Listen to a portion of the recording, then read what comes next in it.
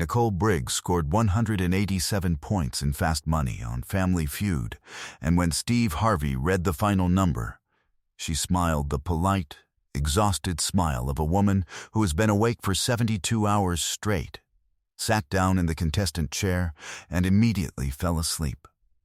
Not drifted, not closed her eyes, fell asleep. In a studio with 300 people, cameras, and applause happening 10 feet away, her head dropped against her shoulder, and she was gone in 4 seconds. Steve Harvey walked to the chair, looked at her, and did something he had never done in 12 years of hosting. He turned to the audience, held one finger to his lips, and said, barely above a whisper, "Let her sleep." The entire studio fell silent. 300 people stopped making noise at once. A producer appeared at the edge of the stage.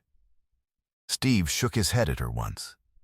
They let Nicole Briggs sleep for 11 minutes on national television, while Steve Harvey stood beside her chair and did not move. What happened when she woke up changed both of their lives. It was a Friday in September 2022, and the Family Feud studio in Atlanta had been running on schedule all morning. The Briggs family from Nashville had arrived early in a rented minivan. Nicole, 36. Her older sister Rochelle, 41. Their cousin Dana, Nicole's friend and co-worker Pam, and Nicole's neighbor Mr. Watkins, who was 68 and had been practicing Fast Money answers in his living room since the week they got confirmed. They had matching burgundy shirts. Nicole had ironed all 5 of them the night before. She had ironed them at 2 a.m. because that was the only time she had. Steve had come out and worked the room the way he always does, big, warm, the kind of energy that fills a studio. He'd gone through the families, asked questions, made people laugh. When he got to Nicole, he asked what she did for work. She said pediatric nursing. He asked where she was from. Nashville, he asked if she had kids. She said 1, Marcus, who was 7. He asked what Marcus was like. Nicole said, "He's incredible. He's been really sick lately, but he's incredible." Steve had started to move on. Then he stopped. "What do you mean really sick?" Nicole shook her head slightly, the movement of someone who didn't plan to go there. "He's been in the hospital. Pneumonia plus a secondary infection. He's been in for 9 days. He came home on Wednesday." "Wednesday," Steve repeated. "That's 2 days ago." "Yes, and you're here today. He's with my mother. He's stable. He wanted me to come. He said, 'Mama, go win us something.'" Steve looked at her for a moment. "How much sleep have you gotten in the last 3 days?" Nicole Briggs opened her mouth. Then she closed it. Then she said, very quietly, "Some." The studio was quiet in the specific way it gets when someone has just not answered a question. "Nicole," Steve said gently. "How many hours?" A pause. 4 seconds, maybe 5 total, she said. "Since Monday." The studio fell completely silent, and nobody in that studio knew what Nicole Briggs had been carrying behind those burgundy shirts she had ironed at 2 a.m. Marcus Briggs had been fighting respiratory infections since he was 4 years old. The first one had been severe enough to warrant a pediatric ICU stay for 6 days. The doctors had found a structural abnormality in his upper airway. Not surgical, they said, manageable with medication and monitoring and what was referred to, in the language of medical reports, as consistent parental vigilance. What consistent parental vigilance looked like in practice was this. Nicole woke up at least twice every night to check that Marcus was breathing. She had done this since he was 4. He was 7 now. She had not slept more than 4 consecutive hours in 3 years. She had never told anyone this outside of her sister Rochelle, because she did not want anyone to respond to it with the particular combination of sympathy and unsolicited advice that exhausted single parents learn to dread. She just did it. She got up at 2 a.m. and stood in his doorway and watched his chest and went back to bed and set an alarm for 4:30 and did it again. Every night. 3 years. The hospitalization in September had been the worst one.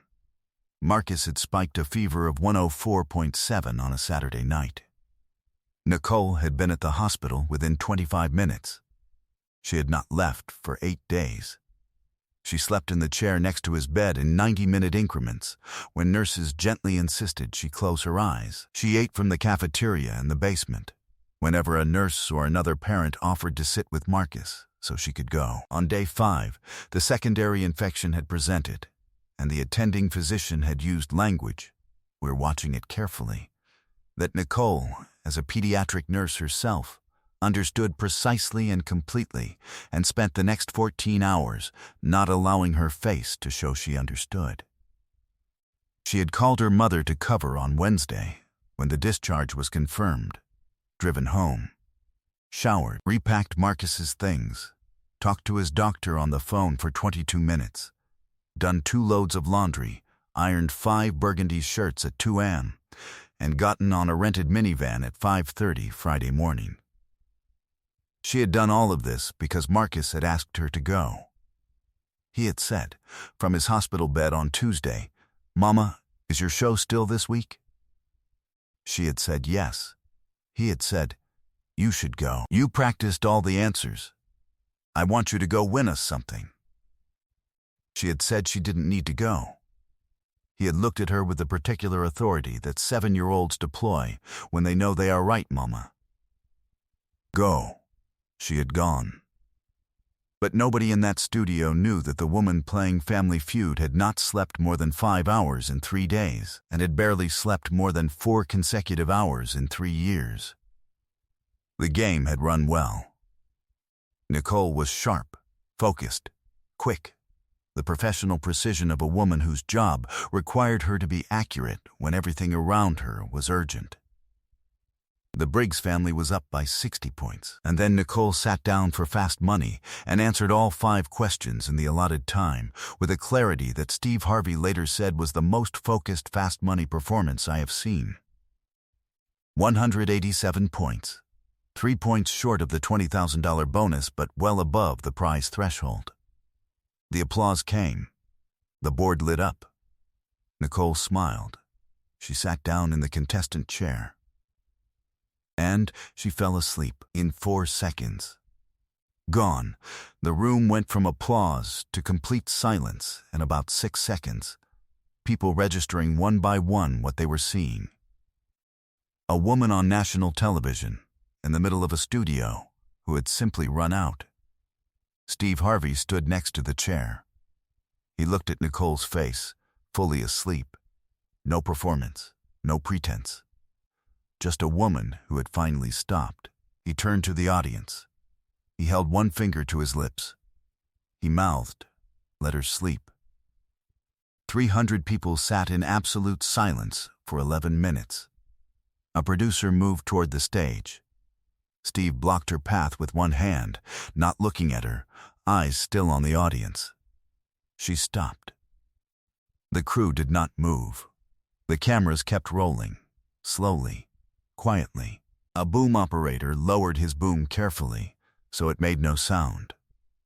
The studio monitor, which usually displayed the score, went dark. Someone in the control room had made that decision without being asked. Steve Harvey stood next to Nicole Briggs' chair for 11 minutes and did not move. When Nicole woke up, she startled, the instinctive startle of a woman who had been trained by 3 years of night monitoring to wake up ready.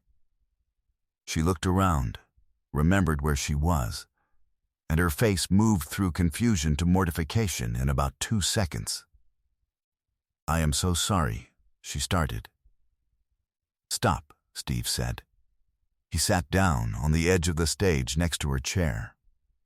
"Let me tell you something," he said, "and I need you to really hear this." He paused. "I know what it is to be so tired that the body just takes over.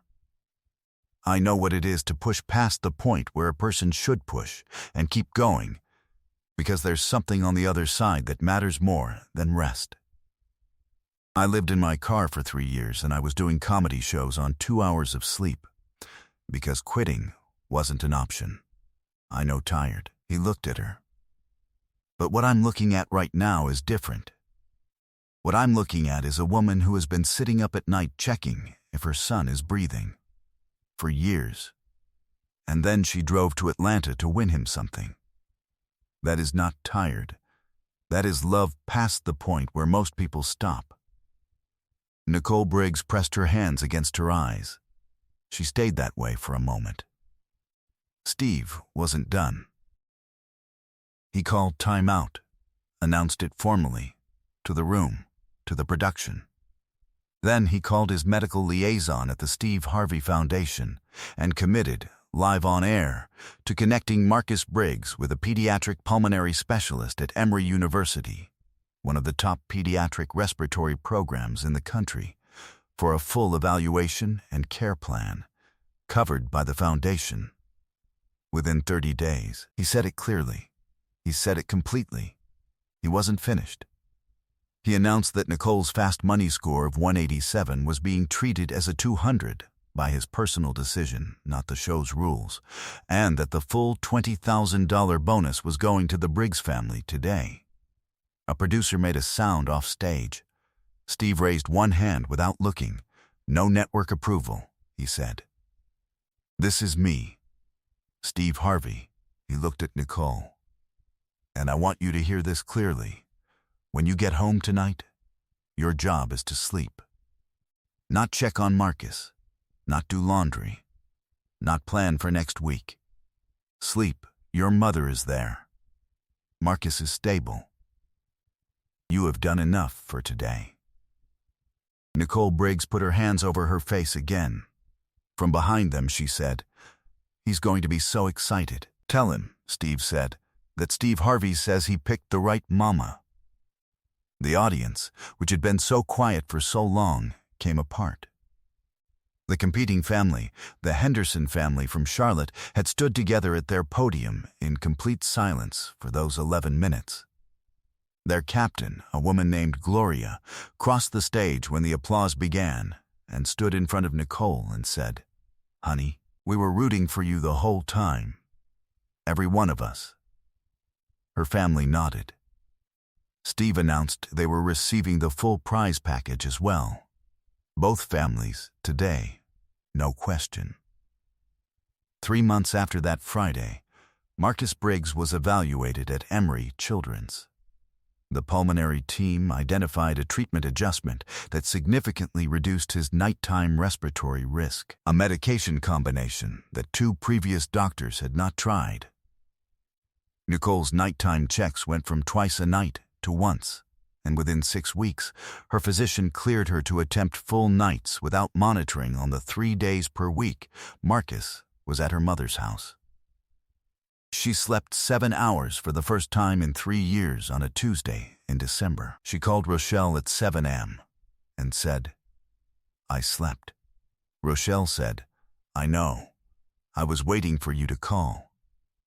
When the episode aired 8 weeks after the taping, the clip of Steve holding one finger to his lips, the studio going silent for 11 minutes, was viewed 230 million times in 14 days. The hashtag #LetHerSleep trended in 18 countries. Parenting publications, nursing advocacy organizations, and single-parent support networks all shared the clip. The American Nurses Association cited it in a statement on caregiver burnout. A year after the taping, the Marcus Briggs Caregiver Relief Fund was established. Named for the 7-year-old who had told his mother to go win something, dedicated to providing emergency respite care, sleep support, and wellness resources for parents of medically complex children. Its motto, taken from what Nicole said in a post-show interview, you cannot pour from a cup you never refill. In its first year, the fund provided direct support to over 700 caregiver families across 9 states. Today, Marcus Briggs is 9 years old.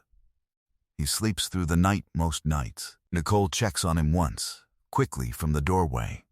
Then she goes back to bed. She is learning, slowly and with some difficulty, that rest is not abandonment, that sleeping is not failing, that her son needed her to win something, and she did, in more ways than one. Steve Harvey, reflecting on that Friday, said, "I have stopped the show for a lot of reasons, but the only time I've ever asked 300 people to be completely quiet for 11 whole minutes was for a woman who needed 11 minutes of peace. She'd given her last 3 years to her son without taking 11 minutes for herself. The least I could do was hold the room. Some love runs so deep it doesn't stop even when the body has nothing left to give." Nicole Briggs drove to Atlanta on no sleep because her 7-year-old son told her to go win something. She won $20,000. She won a specialist. She won 11 minutes of silence in a room full of strangers. And then she drove home to check on him. That's what that kind of love does. It always drives home.